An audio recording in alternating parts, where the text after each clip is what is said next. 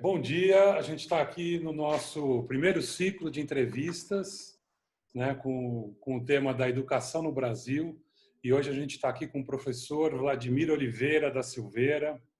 Ele tem mestrado e doutorado pela Pontifícia Universidade Católica de São Paulo, fez pós-doutorado na Universidade Federal de Santa Catarina, é professor titular em Direitos Humanos da Universidade Federal de Mato Grosso do Sul, professor também da PUC de São Paulo, membro do Conselho da Faculdade de Direito da FADIR, membro da Comissão de Direito Militar da OAB de São Paulo, foi secretário executivo e presidente do Conselho Nacional de Pesquisa e Pós-Graduação em Direito, o CONPED, é consultor ad hoc para o CAPES, CNPq, Fundect, foi membro do Comitê de Área do Direito da CAPES, do Comitê Técnico e Científico da CAPES e do Conselho Superior da CAPES, do MEC, todos eles. Foi membro também da Comissão de Altos Estudos do Centro de Referência Memórias Reveladas e é advogado. Tudo bem, Vlad? Tudo jóia. Um prazer falar com você, Álvaro. Legal. Quem quiser conhecer um pouco mais a trajetória do Vlad, vai lá na nossa entrevista com a história de vida dele, que ele conta uma trajetória muito interessante, extremamente envolvida com a educação, né, com o ensino jurídico e com a advocacia. Tem uma história bem interessante. E aproveitando essa história, Vlad, você tem uma longa experiência aí como professor, né, desde ter atuado no início, né, da sua carreira na graduação, né, como professor de crianças de inglês, e depois você acabou se tornando professor universitário, e se envolvendo com muitos projetos na área de pesquisa, ensino e extensão. Eu queria te perguntar, como que você vê a educação? O que é a educação para você? A educação é talvez um dos temas mais complexos de se falar, né? É um dos direitos fundamentais, né? Mais concretizador da transformação, né? Transformação social, transformação ambiental, né? Eu falo muito de educação ambiental nas minhas aulas sobre sustentabilidade, né? Que é parte do que eu vejo de uma educação em direitos humanos, né? A educação ela permite você transformar pessoas, né? Ela permite que as pessoas estabeleçam marcos civilizatórios, né? Permite que elas entendam o papel dela dentro da sociedade, né? Que elas possam, por exemplo, fazer escolhas racionais do ponto de vista político, né? Se eu não sou uma pessoa educada, se eu não sou uma pessoa que entendo, né, onde eu estou dentro da minha sociedade, né, fica difícil eu exercer o meu direito de voto. Então, me dá o direito de voto sem eu ter uma compreensão do meu mundo, né, dos políticos, do pano de fundo, né, que eu sempre falo, da teoria do poder, né, o poder dominante em relação ao poder dominado, né, fica sem sentido, né? Então, só faz sentido, só se concretiza com a educação. Então, Paulo Freire fala muito sobre isso, outros autores, né? Mesmo em linhas diferentes do Paulo Freire, vão abordar também essa temática, né? É um consenso, né? De todos, né? Quando abordamos a educação, né, e os problemas que existem no mundo, que muitos deles não existiriam ou seriam menores se você tivesse uma melhor educação. A grande dificuldade e o grande desafio é você trazer educação e gradativamente aumentar, melhorar a qualidade da graduação. Então, trabalhar nas duas pontas, quantidade e qualidade, né? Eu acho que as duas vertentes são importantes, né?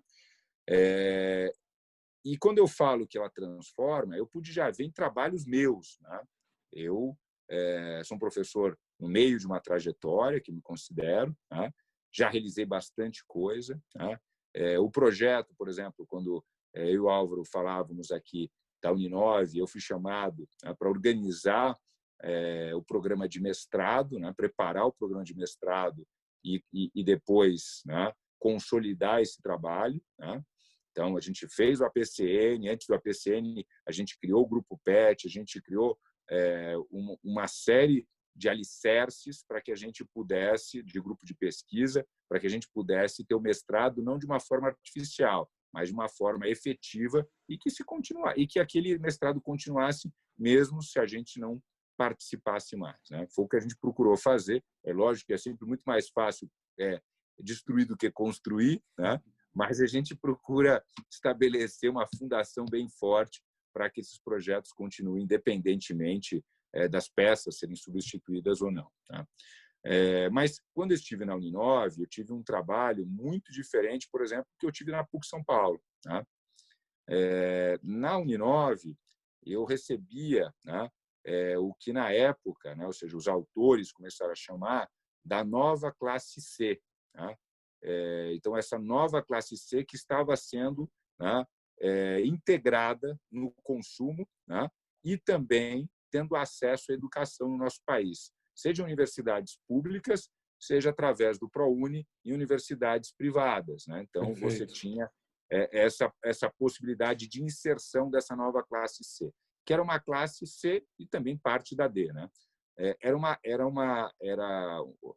um grupo de pessoas, né, que não que a família nunca tinha chegado a um nível superior. Então, essa pessoa, né, completar os seus estudos de graduação, e muitas das vezes isso transformava aquela família, permitia que aquela família tivesse uma estabilidade financeira, emocional, social, né, de uma maneira geral. E eu pude ver aquilo de uma forma ativa e participar desse processo, né?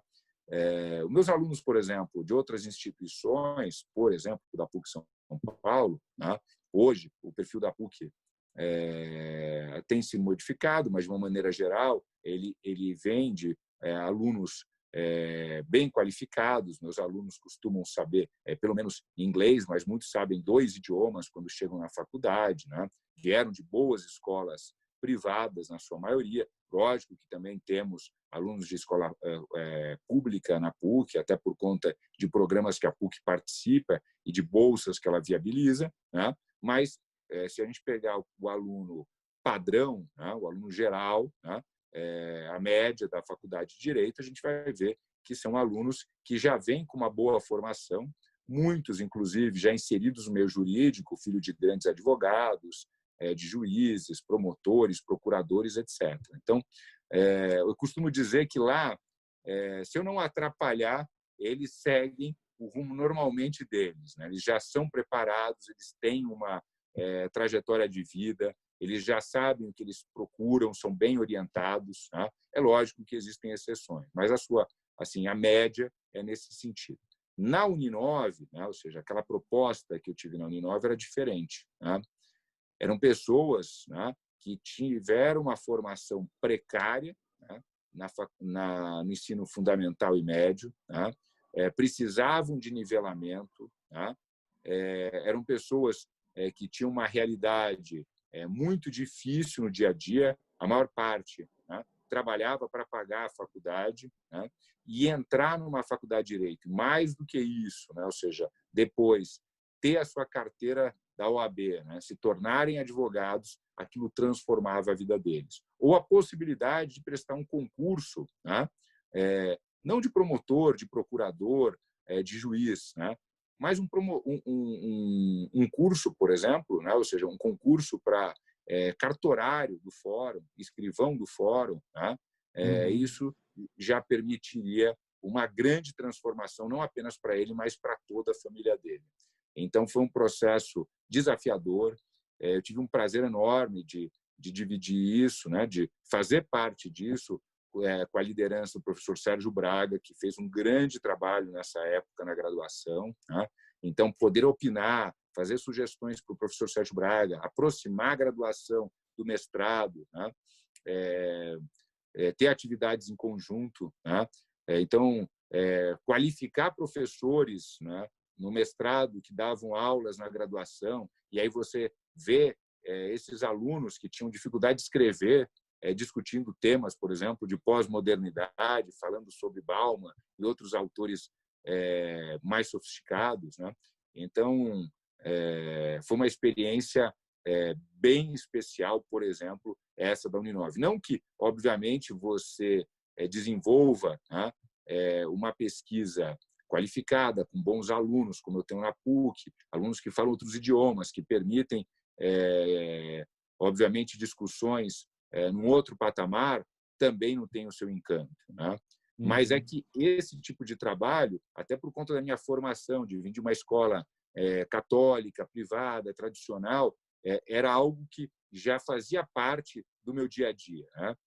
E esse mundo novo que eu pude conviver, de sair de uma escola menor, e quando a gente fala menor, a PUC, né? A PUC, na minha época, chegou a ter 21 mil alunos, hoje já tem por volta de uns 16, 17 mil. Mas quando eu entrei na Uninove, né, era uma instituição de 120 mil alunos, e quando eu saí, de 150. Hoje deve estar batendo 200 mil alunos, né? Era, como é que chama? Elevador para burro, era, como é que chama? Escada rolante, uma praça de alimentação de shopping center, caixas de banco, né? Ou seja, com um número que eu nunca tinha visto, né? Então, era uma outra realidade. Eu gostava de brincar, né, dizendo que era o efeito China, né? Então, tudo era grande, tudo era numeroso, né, naquela instituição, né? Mas tive também oportunidades interessantes, por exemplo, a Fadisp era uma boutique, né? Então, nessa instituição também aprendi muito com a família Alvim, né? Como, né? Ou seja, eles se preocupavam com a qualidade, o corpo docente, né, era fantástico naquela instituição, só tinha fera, né? Toda a palestra eu aprendi barbaridade, no dia a dia, na convivência com os alvins, né? O professor José Manuel, a professora Tereza, a professora Didi, o professor Eduardo, né? A professora Angélica, né? Fora, né, todo o grupo, e que eu ainda hoje tenho o carinho de dizer e também o orgulho de dizer que faço parte dessa família, né, que me ensinaram muito, né? Eu sempre gostei, na parte do direito, do processo civil, né? Sempre foi uma matéria que, para mim, sempre foi especial, né? Então, conviver com eles, né, dentro do processo e poder inserir questões, né, de direitos humanos nisso, né, foi fantástico, né? Foi fantástico. Então, essa participação também da boutique, né, de ter uma aula com poucos alunos, também fez parte, e aí é onde eu chego no outro ponto, né? O outro tipo de educação, né? Ou seja, essa educação de maior qualidade, quando você tem condição de olhar no olho do aluno, saber se o aluno tem problema em casa, né? Qual que é a dificuldade dele, né? Entender que os alunos, não existe o aluno médio, né? Que você tem que acelerar o aluno que pode ser acelerado, porque senão ele vai se entediar, e também segurar aí num ritmo mais lento com aquele aluno que tem maior dificuldade, né?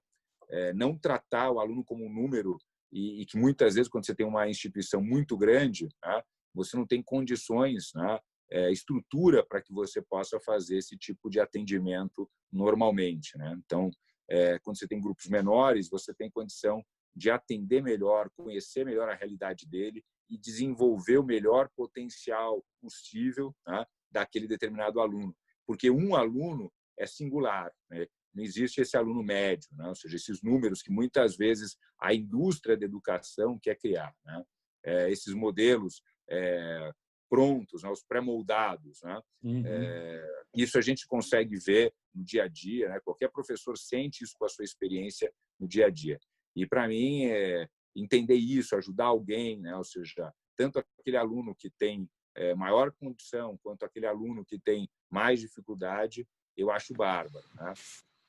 Eu, na própria CAPES, eu sempre fiz crítica em relação, por exemplo, à pontuação, né? Então, essa parte toda de métrica, o Álvaro sabe que eu sou muito crítico, né? E também estudo muito isso, né? Como gestor, você tem que saber jogar as regras do jogo, né?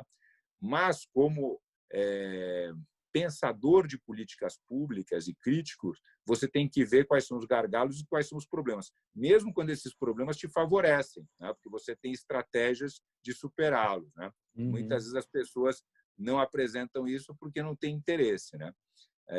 Por exemplo, vou dar Deixa eu um exemplo. aproveitar, Vlad, talvez, para fazer uma pergunta, e aí eu já direciono aqui para o que seria uma segunda pergunta mais específica, falando de educação com relação ao ensino jurídico. Perfeito. Eu vou juntar o que você estava falando e colocar uma outra questão, porque, de certa maneira, então, a gente, sem falar desse momento, né, atual da educação, que estamos passando por um momento bastante difícil, Claro. mas, de uma maneira geral, aqui no Brasil, nos últimos 25 anos, assim, né, a gente viu uma transformação no ensino superior, né, que afetou tanto as federais, com um maior acesso, né, Uhum. de diferentes classes, como você estava falando, e aí nas federais com os vários programas de acesso, como nas universidades particulares, onde você tem, né, a FADISP, como você falou, uma PUC, mas também tem uma Uninove e um mestrado.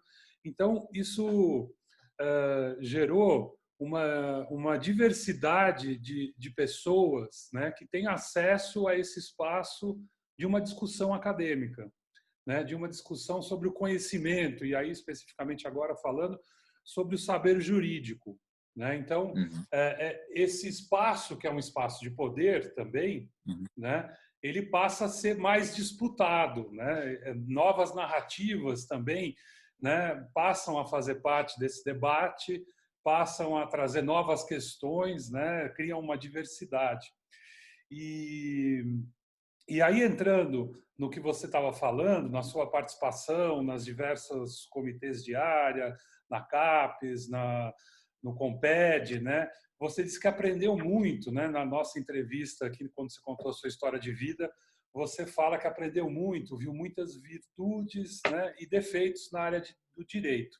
Então, como é que você vê essa situação hoje no ensino jurídico, né, com essa maior diversidade, talvez, de narrativas, de questionamentos, né, fazer um pouco uma análise da evolução da área do direito na questão de produção de conhecimento científico? Bom, a gente teve uma mudança significativa nos últimos 20 anos. E eu sou de uma geração que está no meio de uma transição. E estar no meio de uma transição tem um aspecto positivo, que ele é desafiador, mas também de você ser alvo de uma crítica de quem está para trás da sua geração, porque acha que você está querendo modificar algo que sempre funcionou, pelo menos para a geração anterior. E a geração nova, né, ela busca, né, ou seja, principalmente numa área jurídica, a tradição.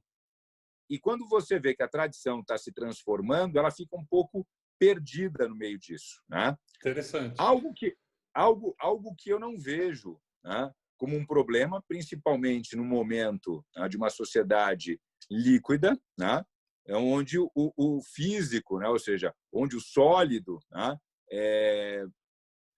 não é como era antigamente, né? Ou seja, muitas coisas foram sendo modificadas, né? Então a gente tem que estar preparado para isso, né? A pandemia foi um grande exemplo disso, né?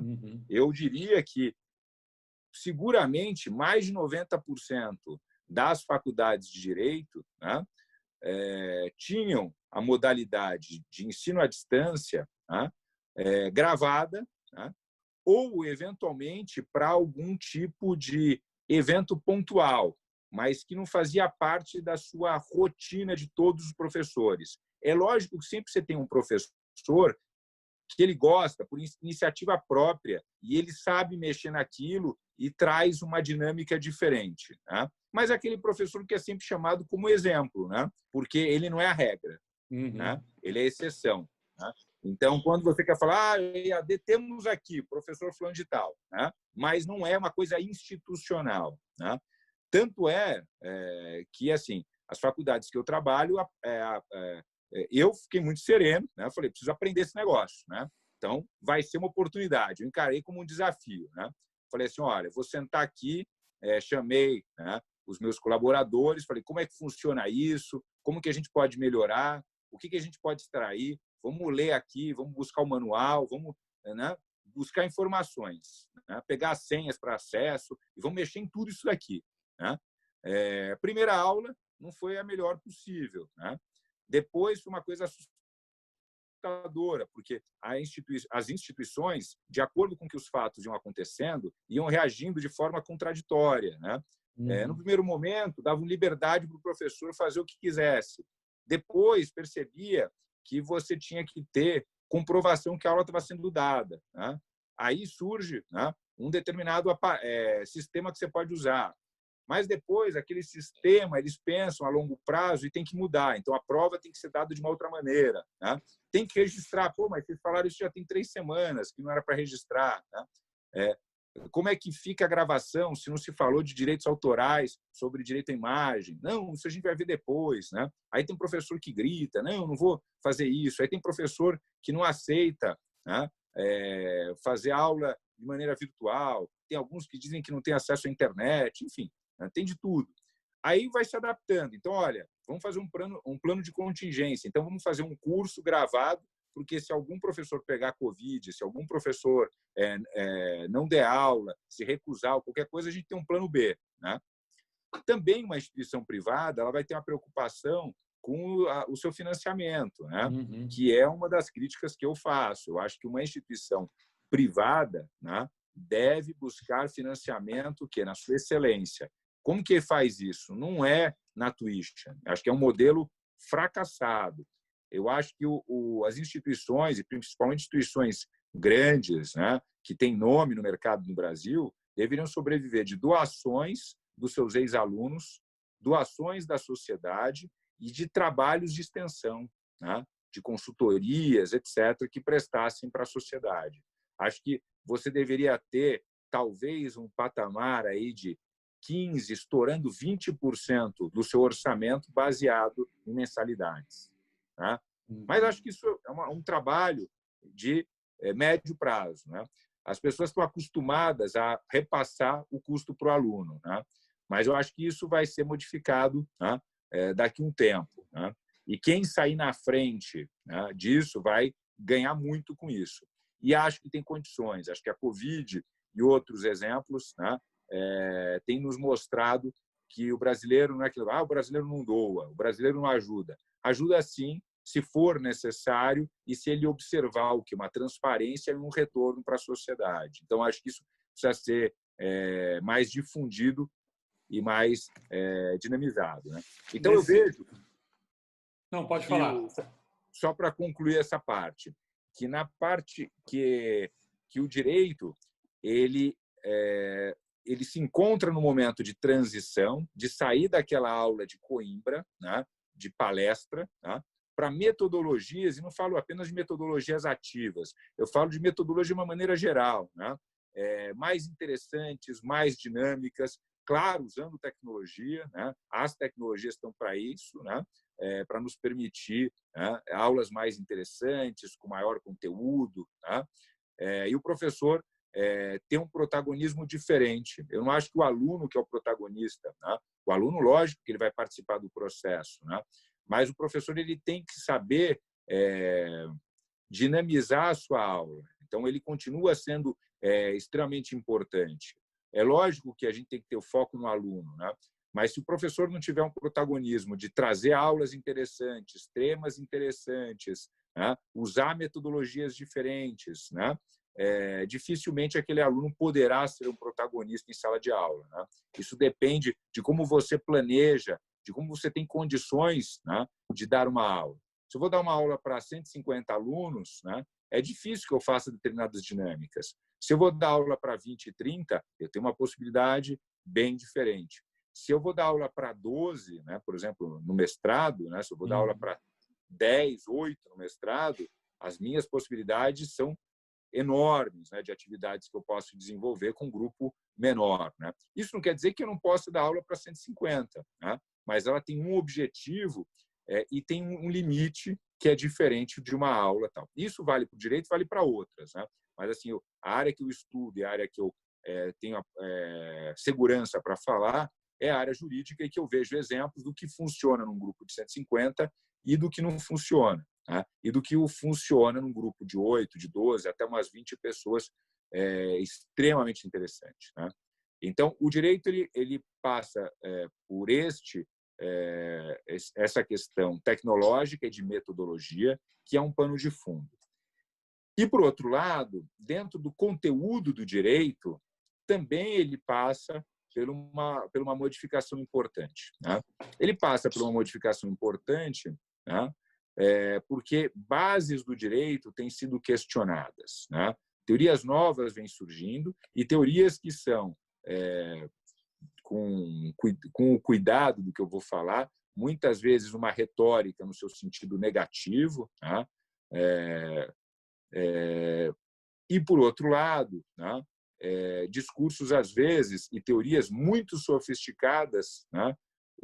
Que dificultam uma comunicação maior com a sociedade e com as instituições, né? E às vezes, é mal interpretada e mal utilizada, né? Na sua ponta final, né? Então, isso chega diferente. Ele é idealizado de uma forma pelo teórico, né? E aquilo é modificado, né? E utilizado de uma maneira totalmente distorcida, né? Pelos detentores de poder nas relações de poder que envolvem o direito. Legal. Não, você acabou já respondendo o que eu ia te perguntar, porque era exatamente essa questão de forma e conteúdo, né? E a questão das novas tecnologias. Então, Vlad, eu queria te fazer uma outra pergunta. A gente, né, como a gente já falou, você contou na sua história de vida, trabalhou junto na Uninove, eu tive a oportunidade de escrever um artigo para aquela obra que você organizou do ensino jurídico, que é uma obra fantástica, né? Ficou em segundo lugar no Prêmio Jabuti, se não me engano. Verdade. Muito E orgulho. com muito orgulho, exatamente. E nesse sentido, eu queria fazer uma pergunta que é mais, na verdade, um convite para você dar algumas dicas para aquele que está estudando direito, né, o aluno da graduação, do mestrado, principalmente, talvez, e para o professor também, para o jovem professor que terminou o seu mestrado, o que é importante ele saber sobre esse mundo, Qualis, revista, CAPES, né? Quais são as informações, né? E o que ele precisa procurar conquistar? Bom, essa é uma ótima pergunta, Álvaro, e acho que ela fala muito, né? Ou seja, da minha trajetória.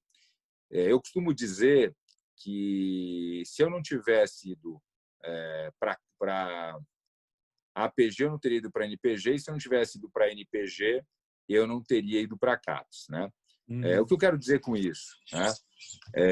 Que através de uma militância política, eu pude complementar e ter uma visão mais enriquecedora, né? Na minha formação jurídica, né? O direito, muitas vezes, se coloca numa posição de que somos diferentes, as regras têm que ser diferentes para a gente. Em alguns pontos, até tem razão. Por exemplo, no sistema de avaliação da CAPES. Você não pode permitir a mudança da regra do jogo durante o processo, tá? As regras têm que ser fixadas antes da avaliação e não durante a avaliação. Tá? Isso traz uma série de distorções e isso é muito caro para a segurança jurídica. Então, isso aconteceu, né? Acontece e volta a acontecer, porque quem dirige a CAPES, né, tem uma mentalidade que o processo avaliativo educacional ele é dinâmico, então as regras vão sendo modificadas durante o processo e que não tem nenhum problema com isso. Tem problema com isso, porque envolve investimento de universidades públicas e privadas, concorrências locais, né? Isso envolve notas. As notas envolvem, né, ou seja, um retorno financeiro e também de prestígio diferenciado. Também envolve, né, ou seja, você ter mais ou menos recursos das agências, porque existe uma meritocracia. Então, por exemplo, quem está em cima nos programas 6 e 7 tem acesso ao PROEX, que é o programa de excelência, né?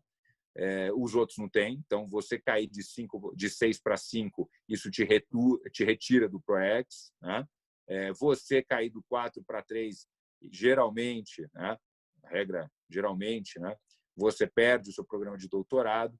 Então, traz consequências. Então, como a avaliação é utilizada, né? Ou seja, para critérios, né? De definição de políticas públicas, né? E de mérito, né? Não poderia ser feito sem uma segurança jurídica. Então, nesse ponto, eu concordo com as críticas e todo novo coordenador sai gritando: não, isso é absurdo, tal, não sei o quê, né? Por outro lado, né, tem algumas questões que o direito coloca, que são dificuldades, por exemplo, para se internacionalizar, né? Por exemplo, a língua portuguesa. É verdade, né? É verdade que, por exemplo, né, o inglês, por exemplo, que é a língua mundial, não é um direito próximo do direito brasileiro, porque é um direito da common law, né? Não é um direito romano-germânico, né? Mas, quando a gente participa de congressos internacionais, a gente vê que o alemão, que o francês, que tem a mesma origem de sistema jurídico que o nosso, publica em inglês, entendeu? Uhum. Porque é a língua universal. Então, muito embora as instituições sejam diferentes, né, a língua inglesa virou, né, ou seja, a língua universal da pesquisa e diversas outras coisas. Então, é importante que se publique em inglês, né? Então, a dificuldade que o francês, o alemão, enfim, o chileno tem, né, nós temos também, né? Então, a gente tem que procurar corrigir isso, né? Segunda questão é que, pela inserção local e também pela relevância hoje do espanhol, também produzir em espanhol é melhor do que produzir em português. Então, também é uma forma também de você conseguir uma maior inserção internacional. E não é verdade que os problemas jurídicos sejam problemas culturais. Vou dar um exemplo. Questão do racismo. Questão do racismo. Aconteceu um fato nos Estados Unidos, olha como aquilo teve uma repercussão no mundo inteiro. E não é muito diferente do problema policial que nós temos de racismo aqui no nosso país, né? Uhum. Então, a experiência norte-americana pode ser comparada e discutida com a experiência brasileira, né? Problema, por exemplo, de união estável não acontece só no Brasil, acontece no mundo inteiro, né? O problema de empresas que vão falir ou vão fazer uma recuperação judicial, né? Você tem isso, estou falando de direito comercial, estou falando da minha área, direito internacional e direitos humanos, que aí é muito mais fácil mostrar exemplos, né? Estou falando de direito de família, estou falando de direito comercial, né? De matérias que o pessoal fala, não, mas é difícil você produzir um paper que tem interesse, né, num outro país, numa outra revista. Tem sim. Os temas são universais, né? E os problemas são muito parecidos, né? O mundo ele é global, né? Então, as dificuldades, as minorias, né, sofrem as mesmas discriminações, né? Então, isso não é verdade, isso o direito tem que se preocupar, e principalmente o direito brasileiro, né? Também acho que o direito brasileiro precisa pensar um pouco fora, né, dos seus laços com Europa e Estados Unidos. Lógico que você tem muita doutrina interessante nesses países e você não tem que ignorá-las, mas que você tem especificidades aqui da América Latina, né, da América do Sul, principalmente, que merecem um olhar diferente, né? Uhum. E conseguir ter um raciocínio a partir dessa perspectiva, né, local, né? E que, óbvio, que vai dialogar com a perspectiva europeia, com a perspectiva Americana. mundial, né, americana também, né? Mas precisa ter esse olhar, porque é diferente, né? Por exemplo, quando a gente pensa, né, das relações do mundo na época de Guerra Fria, que eram leste-oeste. E, de repente, o pessoal começa a observar que o problema não é ideológico, né? Porque quem está na periferia do comunismo, na periferia do capitalismo, de qualquer jeito está na periferia, né? Uhum. E aí começa a entender que a relação ela é norte-sul, países ricos e pobres, né? Isso traz uma mudança no cenário de política internacional e de relações internacionais fantástica. Então, é um processo que acho que o direito vai passar por isso. E ainda um outro ponto que eu acho que ele é importante. A Quer dizer, doutrina tem... só duas coisas. Desculpa te interromper, mas você já deu duas dicas aí, né? Uma que é escrever, né, em outras línguas e Isso. outra que é fazer um diálogo com a América do Sul, América Central também, né? Que são coisas Exato. importantes. Ter uma perspectiva local aqui, tá? Perfeito. Entender onde nós estamos. Tá? Um outro ponto é você, né, entender essas regras, né, que são colocadas e que, no primeiro momento, podem parecer sem sentido. A pessoa se frustra porque não teve o artigo publicado, né? Ou seja, mais procurar melhorar e entender, tá, que o processo de pesquisa ele passa pelo levantamento prévio, pelo estudo e, né, pelos resultados parciais e pelos resultados finais, né? Então, é importante que a gente tenha ideia da dimensão total, né? Tem brilhantes professores, né, e tiveram brilhantes professores que nunca escreveram um livro, nunca escreveram um artigo, nada. Davam aulas fantásticas, tinham um conhecimento privilegiado, ainda existem esse tipo de professor, né?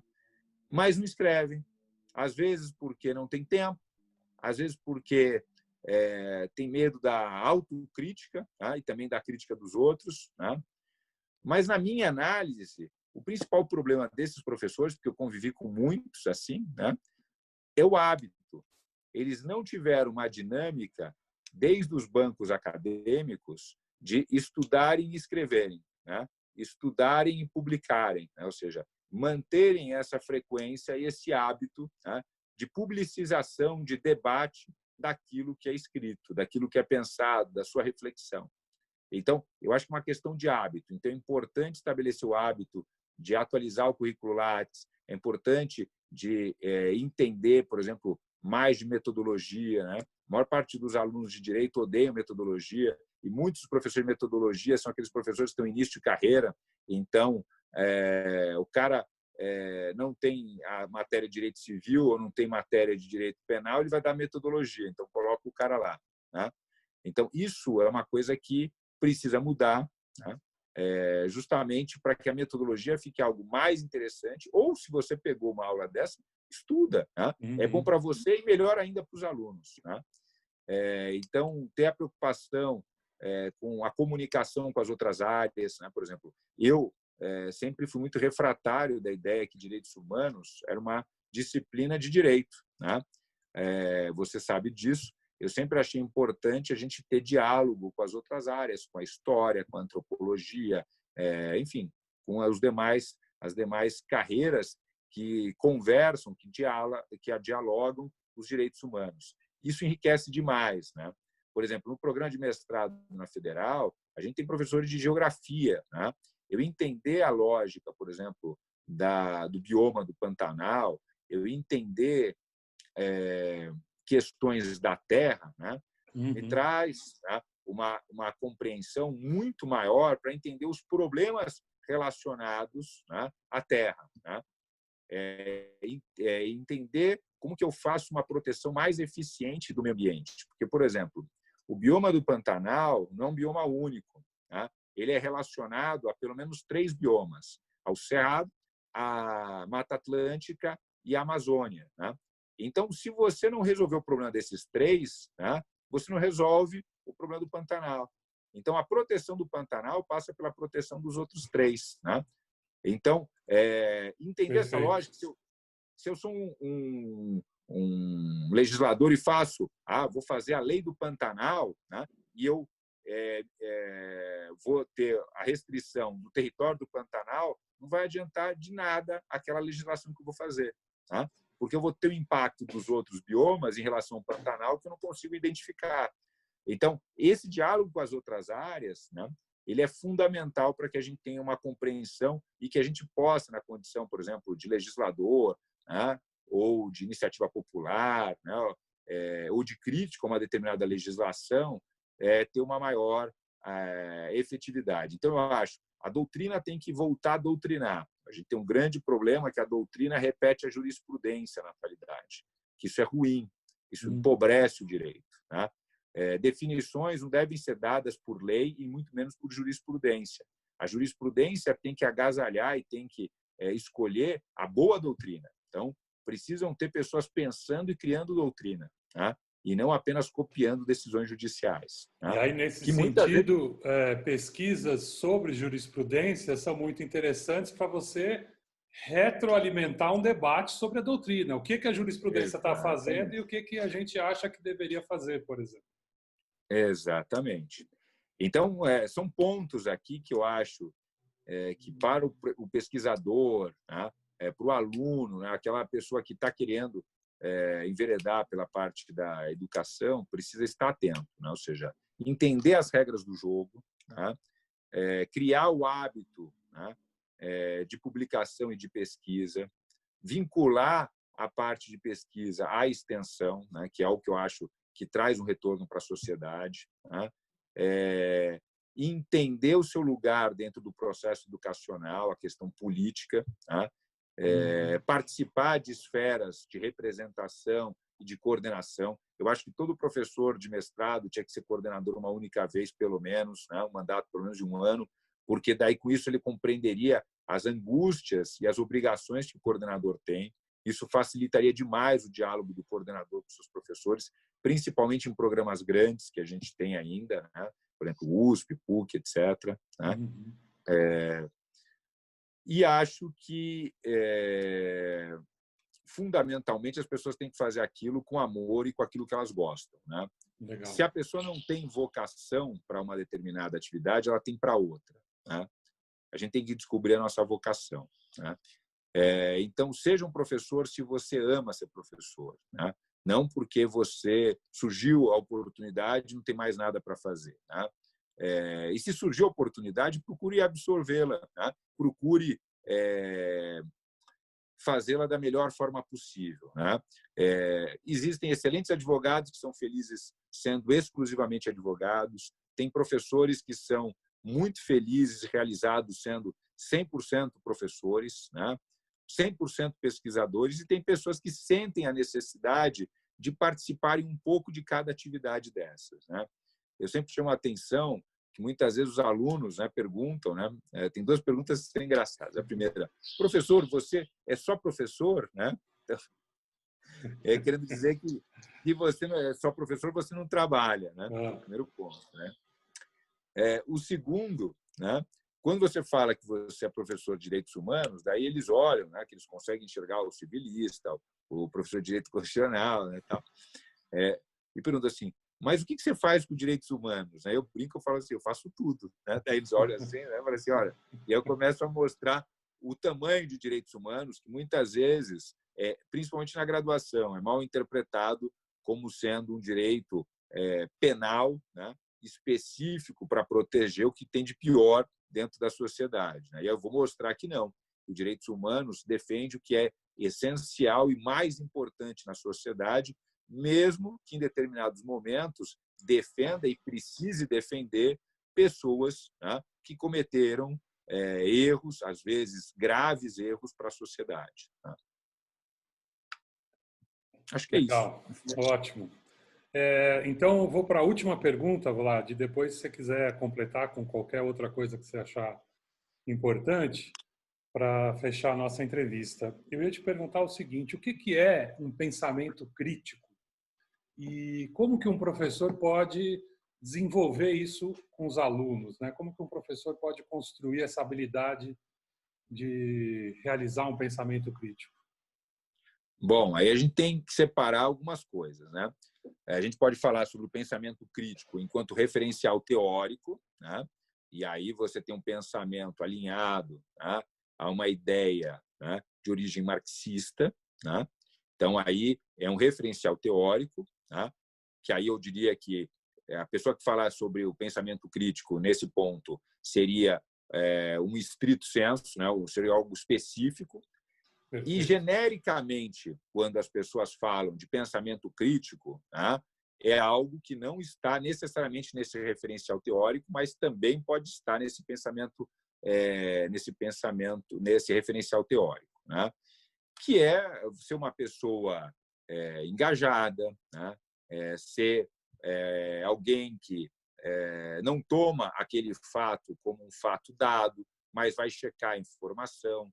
Alguém que vai procurar analisar, não porque João falou, mas porque ele efetivamente foi checar as informações, ler sobre aquilo e dizer que é bom, né? A gente sabe que muitas vezes no mestrado alunos querem ter uma leitura mais rápida e aí leem um determinado autor que é mais difícil pelo alguém que faz uma leitura desse autor, então lê em segunda mão, né, aquele determinado autor, né? Então isso não faria parte de um pensamento crítico, né? Não vou dizer que a pessoa precise ler em alemão, né? Mas ela pode ler uma tradução bem feita, né? Por exemplo, em espanhol ou mesmo em português. Geralmente, independendo da editora, tem que tomar cuidado, né? Mas, de qualquer jeito, você, na busca na internet, você consegue saber quais são as melhores traduções. As pessoas comentam sobre isso. Em sala de aula, os professores também falam sobre isso. Olha, lê essa tradução, não leia essa, né? Tal, né? Então, esse pensamento crítico ele passa, por exemplo, de você não tomar as coisas como papagaio de pirata, né? E eu sempre dou esse exemplo em sala de aula, né? Por exemplo, o camarada fala assim: a prisão do depositário infiel ela é proibida pelo Pacto de São José da Costa Rica. Tem livros que falam sobre isso e tem muitos professores que repetem isso em sala de aula. Aí eu chego e falo o seguinte: me mostra aonde no Pacto de São José da Costa Rica está escrito que depositário infiel não pode ser preso, que eu pago o jantar, eu dou um prêmio para você, eu faço uma aposta com qualquer um desses, porque as pessoas não foram ler o Pacto de São José da Costa Rica, tá? O Pacto de São José ele vai falar que é proibida a prisão por dívidas, né? A prisão civil por dívidas, e não do depositário infiel. E o depositário infiel não está preso por dívidas, né? Porque se ele pegar o bem que lhe foi garantido e ele entregar, né, ele não é preso. Ele é preso quando ele some com o bem. Então, ele é preso por quê? Porque ele foi confiado como fiel depositário daquele bem e ele sumiu com aquele bem. Geralmente é um carro. Tem uma busca e apreensão na casa dele, né? O que ele faz? Põe na casa da namorada, do pai, do amigo, né? No escritório e some com aquele bem até ele ter condição de pagar aquela mensalidade, né? Ou seja, do financiamento que está atrasado, né? E por isso que se prende a pessoa para que o bem apareça, né? Para que, né, não suma. Não vou entrar na discussão sobre o cara ter ido para comprar um carro e virou fiel depositário, né? Porque os bancos, obviamente, não são bobos, né? E tem bons advogados que fazem uma dupla garantia, né? Então, pega o cara. A garantia dele é o carro, né? Então, o cara vai fazer o financiamento, ele tem que garantir com o carro. Se ele não pagar, toma o carro. E qual que é a segunda garantia? Bom, e se ele sumir com o carro? Eu prendo o cara, né? Então, ele tem duas garantias. Algo que foi depois declarado inconstitucional pelo Supremo Tribunal Federal, mas durante muito tempo foi uma prática rotineira no nosso país, né? Mas vejam, é um tema super importante, mas as pessoas continuam falando que o depositário infiel é baseado, né, no Pacto de São José, o que não é uma verdade. Então, o pensamento crítico nesse lato sensu seria a pessoa ir checar a informação, né? Não pegar tudo que se diz como verdade, mas procurar, né, principalmente hoje com a internet, que a gente tem condição de ter acesso a muitas informações, nem todas boas, né? A gente tem um monte de fake news, né? Um monte de material ruim, né? Eu estava pensando isso, né? Você tem que uma dessas dimensões do pensamento crítico é você distinguir o que é fake news acadêmica e o que é, né, saber científico, conhecimento. O que é conhecimento? Você saber o que é informação, o que é conhecimento, né? Então, conseguir diferenciar. Então, quando eu falo, por exemplo, das metodologias, é justamente isso. O professor ser um protagonista para poder dialogar e ensinar esse caminho para os alunos. Por quê? Antigamente, o professor chegava na sala de aula e ele ia dar a aula dele, né? Só ele tinha aquele conhecimento, só ele tinha aquela informação. O aluno ficava lá como uma pessoa que ia receber a informação, né? Como depositário, né? Você ia lá e depositava aquele conhecimento para o aluno, né? Mas ele não tinha o conhecimento daquilo até você chegar e despejar aquele conhecimento sobre o aluno. Hoje, você está dando aula, está falando sobre o Pacto São José, o camarada está no seu tablet, no seu computador ou no seu smartphone, sabendo tudo, né? Quando que foi, aonde que fica São José, quais foram os países que assinaram, se o Brasil ratificou, que ano que o Brasil ratificou. Então, o professor está sendo checado o tempo inteiro, né? Então, ao invés dele ficar disputando conhecimento com o Google e com os alunos, é muito mais produtivo ele utilizar essa ferramenta, fazer com que os alunos pesquisem, que os alunos descubram, porque isso, no sentido de fixação, é muito mais produtivo. Então, ao invés de eu ficar dando aula expositiva, falando de uma coisa que eles estão ali buscando na internet e pegando a informação toda no site, né? Eu não vou conseguir decorar o site inteiro da Corte Interamericana, da Comissão Interamericana de Direitos Humanos, né? Então, é melhor que eu faça perguntas críticas, que eles precisem raciocinar, né? Que eles precisem, né? Não vou buscar a data que foi, né? Ou lugar, né? Que ele busca lá rapidamente e acha, né? Mas fazer perguntas que eles vão ter que raciocinar usando essas informações que eles têm acesso imediato. Então, passa por isso, né? Então, na minha visão, né, você tem essa complementação, e daí porque o professor tem que ter essa preocupação de usar as tecnologias a seu favor e não disputar com o Google ou disputar com os alunos que estão lá levantando tudo que o professor está falando em sala de aula.